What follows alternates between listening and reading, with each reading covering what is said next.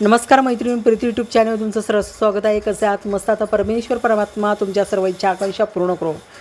कृष्ण पक्षातील संकष्ट चतुर्थी ही 14 जूनला शनिवारी आहे.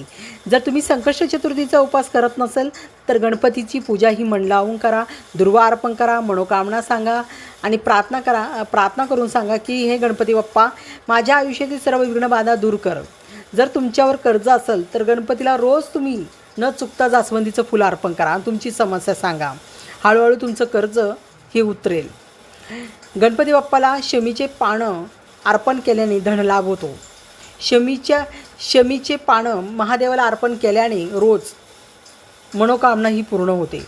शमीच्या झाडाखाली मोरीच्या तेलाचा दिवा, गणपती बाप्पाला सायंकाळी तुपाचा दिवा लावा संकष्ट चतुर्थीच्या दिवशी आवर्जून.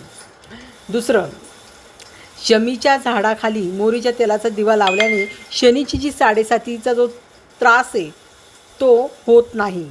कोणताही त्रास विघ्न येऊ नये, रोड ॲक्सिडेंट होऊ नये, दुर्घटना होऊ नये म्हणून एक नारळ घ्यायचा, एक हिरवा कपडा घ्यायचा. नारळ परिवारातील सर्व सदस्यांवरून कपाळाला टच करून हिरव्या कपड्यात बांधून गणपतीच्या मंदिरात चरणात ठेवायचं आहे आणि सर्व विघ्न बाधा दूर करा अशी